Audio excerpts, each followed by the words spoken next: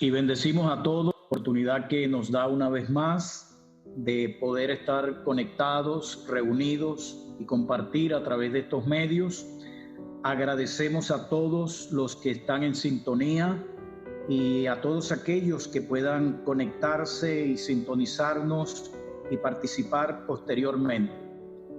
Pedimos y oramos al Señor para que sus vidas puedan ser bendecidas, ministradas a través de la alabanza, a través de lo que aquí compartimos y ministradas a través de la palabra del Señor, lo cual para mí es un honor y un privilegio tener la oportunidad de poder compartirla. Vamos a leer un texto bíblico que está en Segunda de Crónicas, capítulo 7, y vamos a leer desde el versículo 11 hasta el versículo 15. Y dice de esta manera: Así Salomón terminó la casa de Jehová y la casa real, y todo lo que vino al corazón de Salomón a hacer en la casa de Jehová y en su propia casa fue prosperado. Y por la noche Jehová se apareció a Salomón y le dijo: He escuchado tu oración y he escogido para mí este lugar como casa de sacrificio.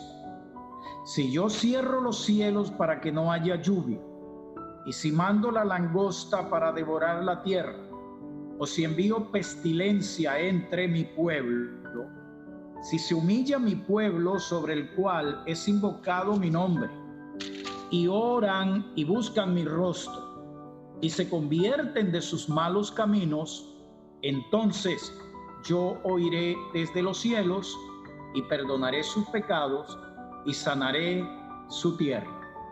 Y mis ojos estarán abiertos y mis oídos atentos a la oración de este lugar.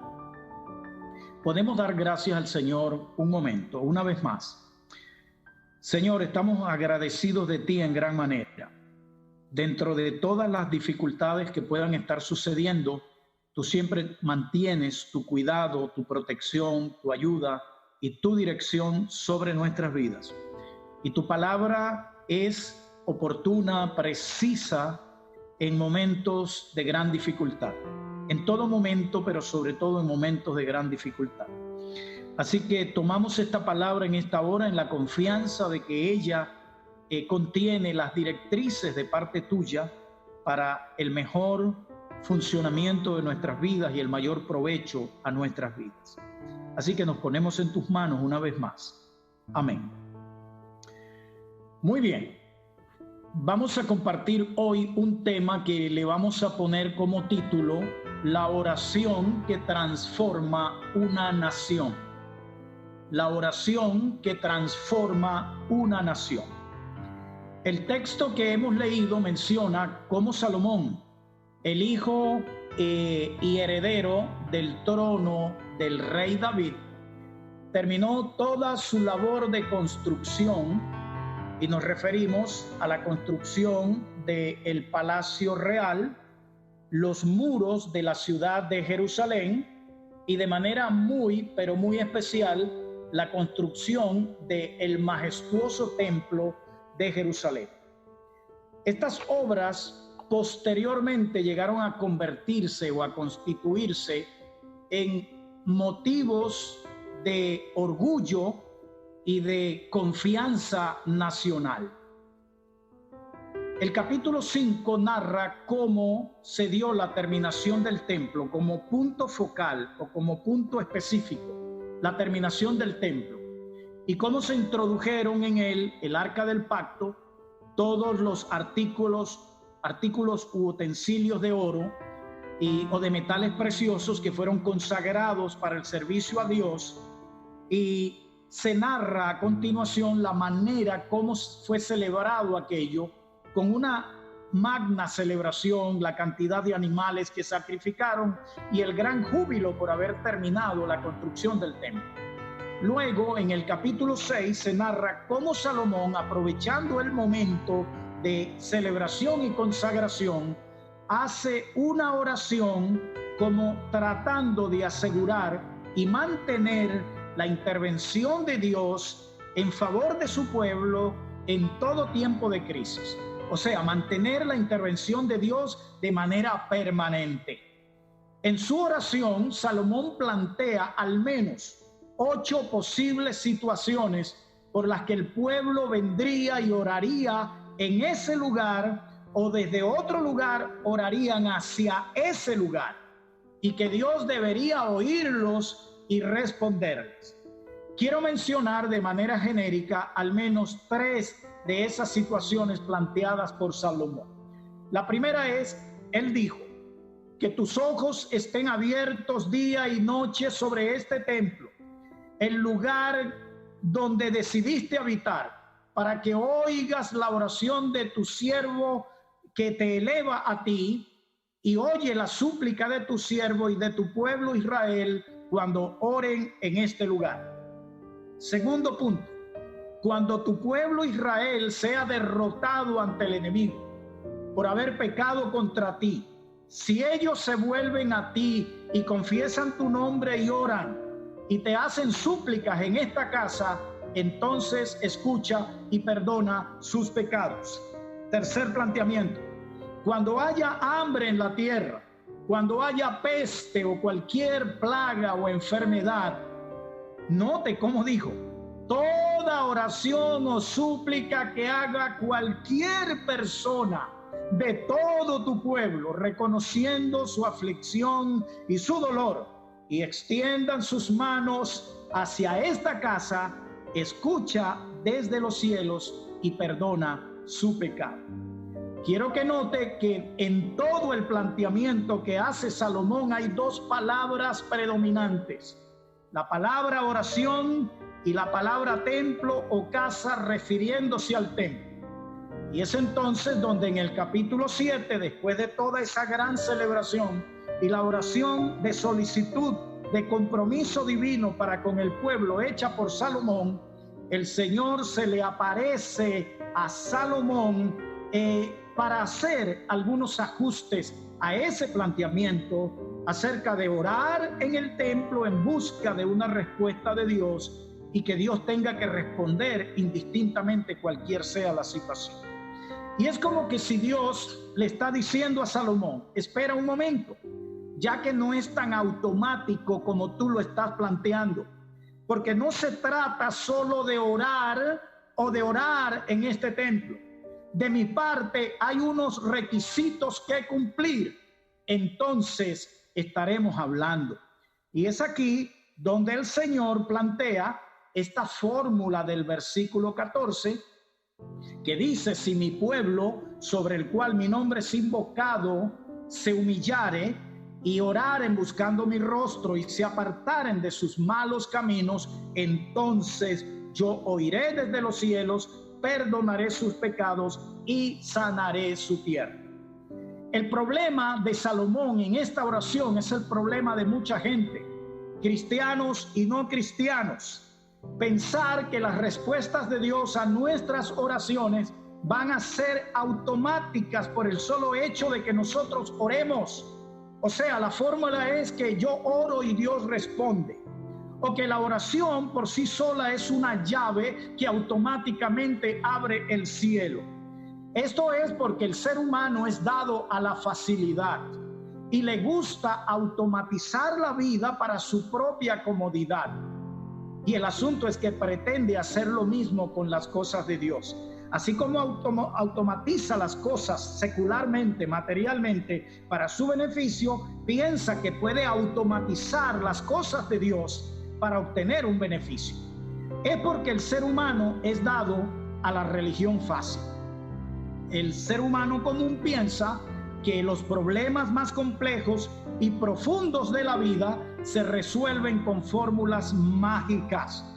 Y esta es la razón por la que hay muchos líderes moviendo a gente en la fantasía, y hay mucha gente siguiendo la fantasía porque les gustan las soluciones fáciles, donde Dios va a hacer porque Él tiene que hacer y yo no tengo que hacer nada o casi nada, donde se reciben grandes beneficios de parte de Dios, pero sin asumir gran compromiso de vida con Dios, donde se piensa inclusive que por poseer cosas o artículos o símbolos relacionados con Dios, eso automáticamente nos va a librar del mal. Y esto lo creen, por una parte, los no convertidos a Cristo con su idolatría, que piensan que por poseer imágenes, figuras, objetos y hacer ruegos, plegarias, inclusive promesas, pero promesas que regularmente tienen que ver es con ofrecer cosas y no sus vidas, y que por eso van a ser librados. Están los supersticiosos que creen que por tener amuletos, contras y todo fetiche de supuesta protección también van a ser librados. En el Antiguo Testamento, el pueblo de Israel, inclusive antes de construir el templo, llegaron a pensar que por poseer el arca del pacto, que era el artículo más sagrado dentro de todos los artículos relacionados con el culto a Dios, esta arca del pacto simbolizaba la presencia misma de Dios en medio de su pueblo. Ellos pensaron que por poseer el arca, ellos serían libres de cualquier amenaza por el solo hecho de tener el arca. Y es por ello que ante una guerra con los filisteos allá en el tiempo de los jueces, estando los israelitas y sus líderes en pecado y en desobediencia con Dios, cuando fueron a la batalla fueron derrotados.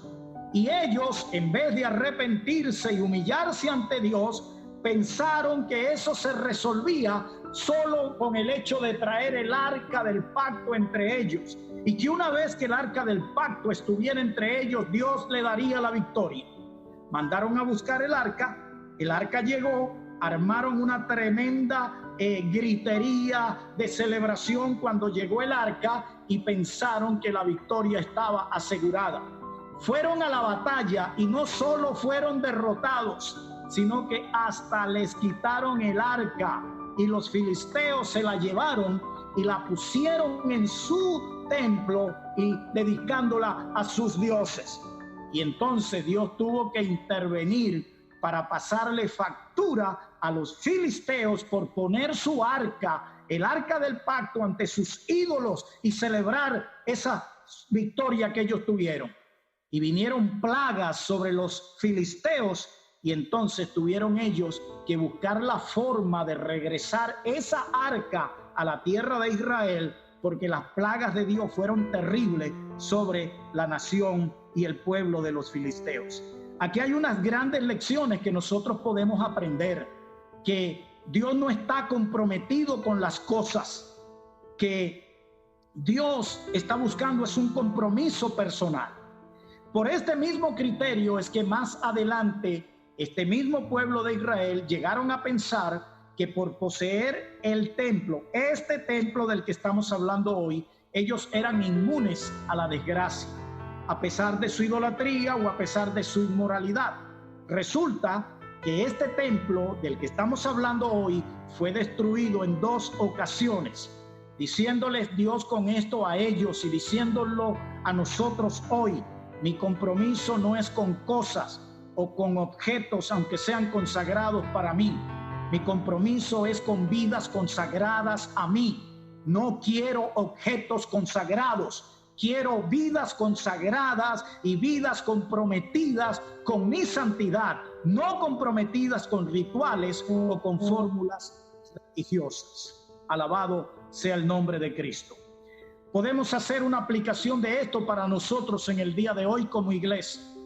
Al igual que aquellos, mucha gente hoy dentro de la iglesia piensa que por poseer cosas de Dios, la Biblia, templos, instrumentos musicales dedicados para cantar y servir a Dios, la intervención de Dios va a estar asegurada.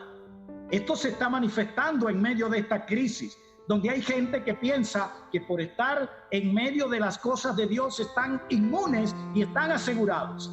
No. Otros creen que por sus declaraciones o proclamaciones apostólicas o proféticas las cosas van a suceder y van a cambiar. ¿Sabe usted cuántas de estas personas hoy o en estos días han cancelado el coronavirus con sus declaraciones apostólicas y proféticas. ¿Y qué ha pasado? Nada. Porque ¿quién te dijo o quién nos dice que Dios tiene que responder a tus declaraciones o a mis declaraciones por el hecho de que salgan de mi boca? Dios solo responde a las declaraciones que están conforme a su palabra, a su propósito y por ende a su voluntad. Y porque Dios nos respalda solamente lo que salga de mi boca o de la boca de apóstoles o profetas, por eso es que hoy hay un montón de gente quedando en vergüenza con declaraciones que no han tenido ningún cumplimiento, porque Dios no tiene ningún compromiso de respaldar declaraciones alegres que cualquiera quiera hacer por el hecho de que diga que las está haciendo en nombre de Cristo o en nombre de Dios. El asunto es que es más fácil declarar esperando que las cosas se den por decreto que someterse a Dios y pagar el precio a través del proceso de trato de Dios con nuestras vidas. Y es aquí donde es necesario entender los requerimientos que Dios tiene para que nuestro clamor, nuestra oración puedan ser oídas y puedan ser respondidas. Note cómo dice Segunda de Crónicas en el versículo 13 del capítulo 7. Si yo cierro los cielos para que no haya lluvia, si yo mando la langosta para devorar la tierra, o si envío pestilencia entre mi pueblo. Tres cosas, pero tres cosas que nos indican varias cosas. Nos indican, número uno, por qué se cierran los cielos. Número dos, por qué la tierra se hace improductiva. Y tres, por qué vienen plagas y enfermedades. Ese texto nos está declarando la causa primaria de estas tragedias. Nos está diciendo que estas tragedias no vienen por casualidad, que estas tragedias regularmente vienen es como consecuencia del pecado. Y note cómo Dios se atribuye la autoría de estas tragedias diciendo: cuando yo cierre los cielos, si yo mando la langosta o si yo envío pestilencia. Dios se atribuye la autoría porque simplemente sobre un pueblo Él quita su cerco de protección y el mal que se avecina arropa a ese pueblo, a esa nación, porque la protección de Dios fue removida. Y Dios se atribuye la autoría. Pero luego viene el versículo 14, que es donde se plantea directamente de parte de Dios la solución transformadora. Si se humilla mi pueblo, sobre el cual mi nombre es invocado, y oran buscando mi rostro y se convierten de sus malos caminos, entonces yo oiré desde los cielos, perdonaré su pecado y sanaré su tierra. Esta es la fórmula divina que puede transformar una nación. Esta fórmula aplica para transformar cualquier situación, por imposible que parezca, porque cuando un pueblo practica los elementos de esta fórmula, transfiere en las manos de Dios la responsabilidad y la facultad de Dios intervenir en medio de la crisis para glorificar su nombre. Note que esta fórmula que plantea Dios difiere en gran manera del planteamiento de Salomón, que era solamente orar en aquel templo u orar hacia aquel templo.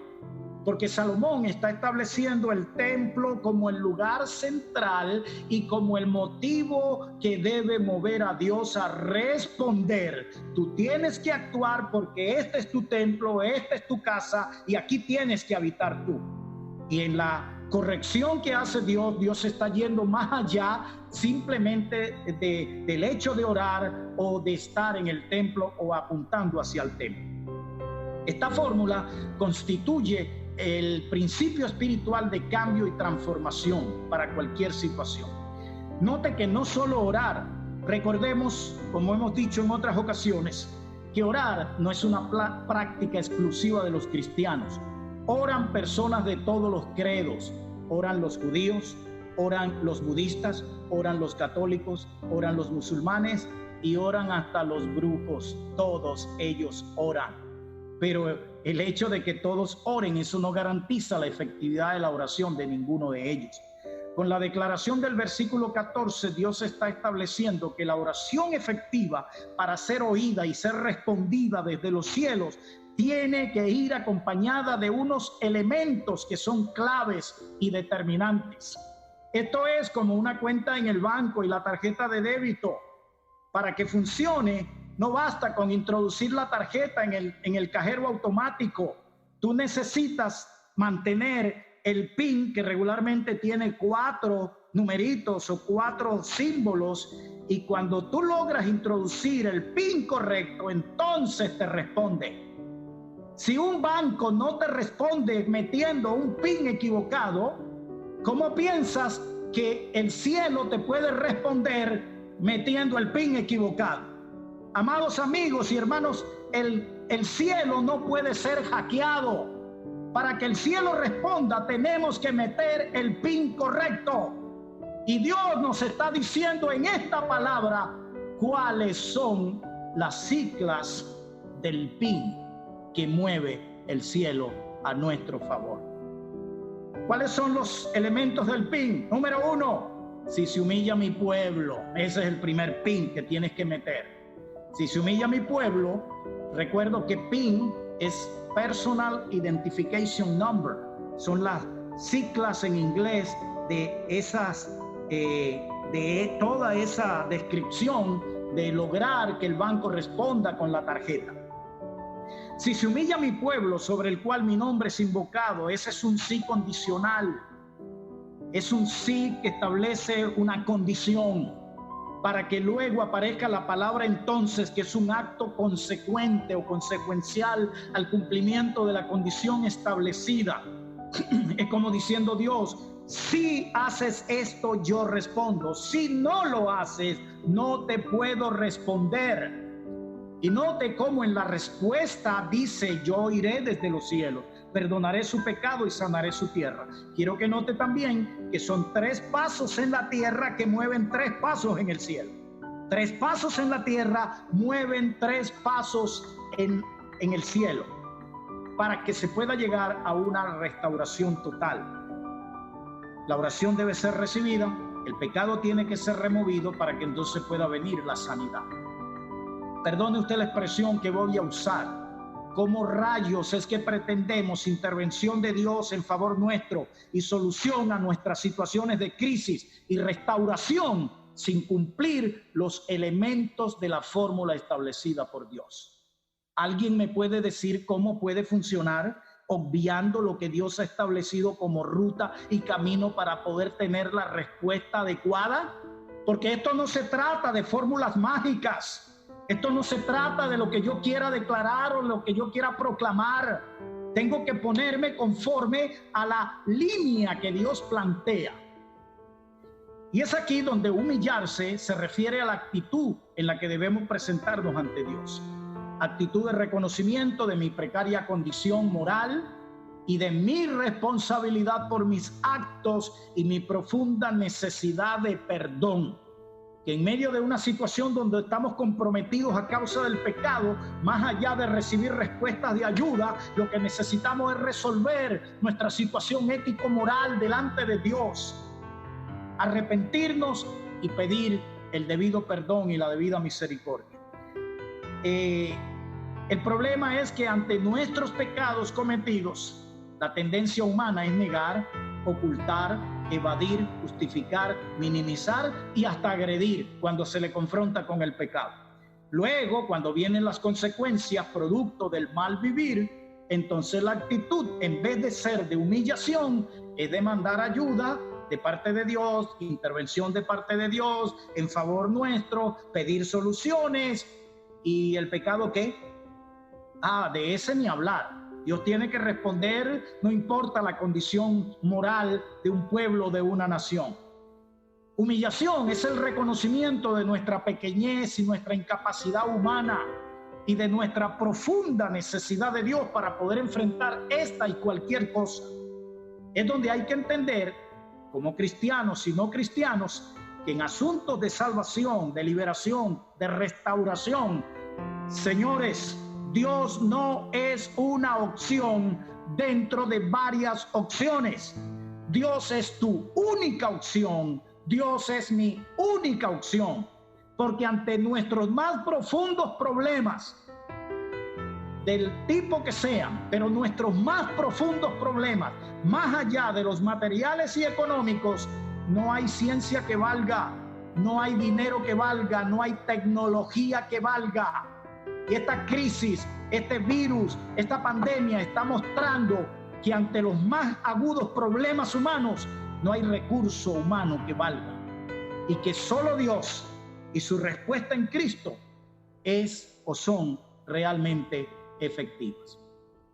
El segundo pin que Dios plantea dentro de su fórmula es: y oran buscando mi rostro. Se refiere a la búsqueda de la persona de Dios y su voluntad, no solamente su beneficio. Es lo que comúnmente busca la gente en sus oraciones. Millones de personas oran buscando el beneficio de Dios, lo que Dios pueda darle, lo que Dios pueda responderle. Hay una gran diferencia entre buscar la persona de Dios y buscar los beneficios de Dios. Que Dios provea para mis necesidades, que solucione mis problemas, que cumpla mis expectativas. Y cuando hacemos eso, para quienes hacen eso, Dios solamente es un recurso. Y eso se llama oración mezquina e interesada. Eso se llama hipocresía con Dios. Dios lo llamó de esta manera: este pueblo de labios me honra, pero su corazón está lejos de mí. ¿Se da cuenta que no es cuestión solamente de oración, aunque sea muy florida y muy elegante y muy bonita? Es solamente a través de la búsqueda del rostro del Señor que se puede llegar a conocer realmente a Dios, que es la ciencia de la experiencia cristiana. La ciencia de la experiencia cristiana no es cuántas cosas Dios nos pueda dar. La ciencia de la experiencia cristiana es cuán profundamente yo puedo llegar a conocer al Señor.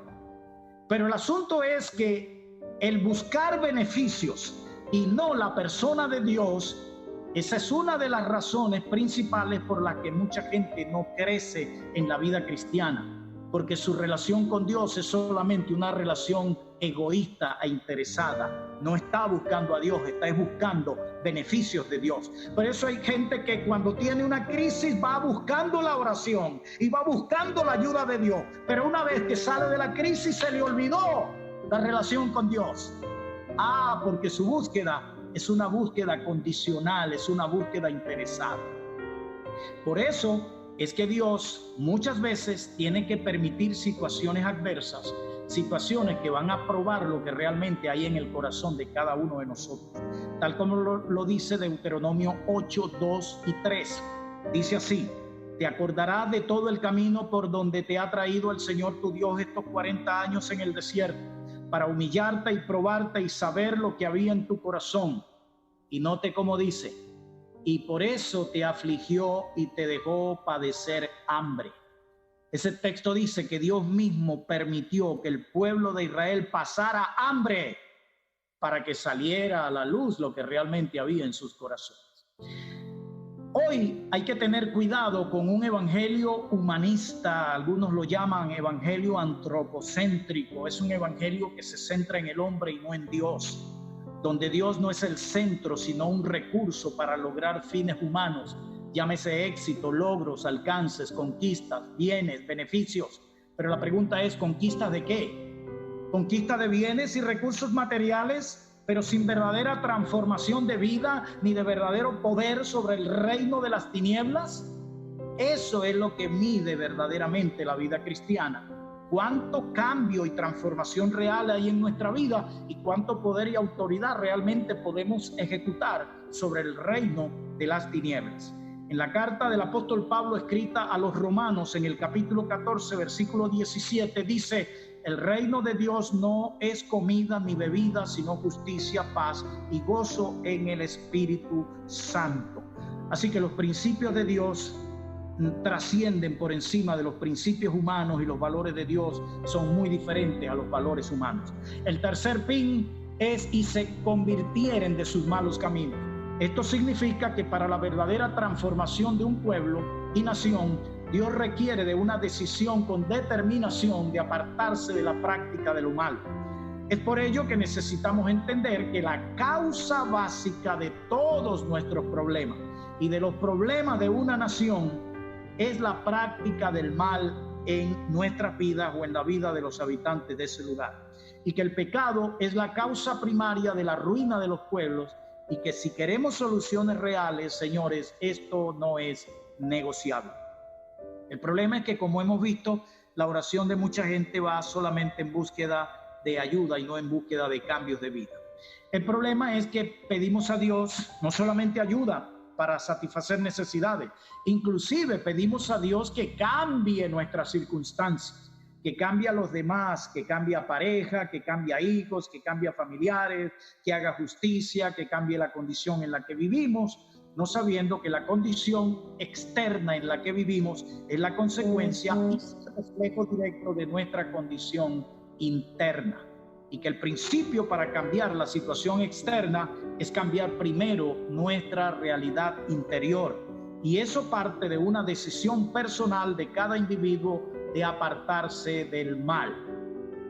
Sobre esto tenemos que decir que gobernantes, políticos, líderes y todos deberíamos entender que la tan anhelada transformación social y económica de cualquier nación comienza con la transformación ético-moral de su gente, y no solo con esfuerzos y medidas desde lo político, lo social o lo económico. Este texto contiene la clave para la transformación social de cualquier pueblo. En conclusión, el enfoque de Dios está en operar cambios internos en nuestra vida y no solo producir cambios externos para nuestra comodidad. Dentro de nosotros es donde Dios quiere trabajar y no solo alrededor de nosotros. Y que la oración verdaderamente efectiva debe ser una que contenga los elementos de transformación de vida para poder lograr transformación social, transformación económica. Los tres elementos del PIN o los tres elementos de la fórmula de Dios son humillación, búsqueda del rostro de Dios y apartarse del mal. Romanos 12:1-2 lo reitera de una manera muy especial cuando dice: así que, hermanos, les ruego por las misericordias de Dios que presenten sus cuerpos en sacrificio vivo, santo, agradable a Dios, que es su culto racional. No se conformen a este sistema, sino transfórmense por medio de la renovación de su entendimiento, para que comprueben cuál sea la buena voluntad de Dios, que es agradable y es perfecta. Dios nos ayude en estos tiempos difíciles y de crisis a hacer las cosas de manera correcta para poder tener respuestas directas de parte de Dios. Dios les bendiga. Permítanme hacer una oración. Padre, una vez más te damos gracias. Alabamos tu nombre por tu fidelidad, donde a pesar de nuestra infidelidad tú permaneces.